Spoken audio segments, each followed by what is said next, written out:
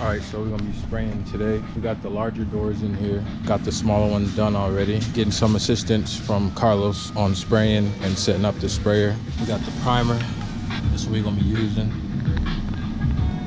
Waterborne bonding primer works good on surfaces like this. Made sure everything was cleaned off. Got all the grease and dirt up off of here. Got the H2O masking on here. These are the doors we got in here at this part, but we're gonna get more in here once we get these primed up, keep them double spaced. So these are the smaller doors. So I was working on last week. Got these all prepped up and sprayed. Then these are the rest of the big doors. 10 right here. I think we got 4 or 5 in the booth right now. Hoping to get most of these primed up today. Hopefully all of them. Then we're gonna get some good footage too as well.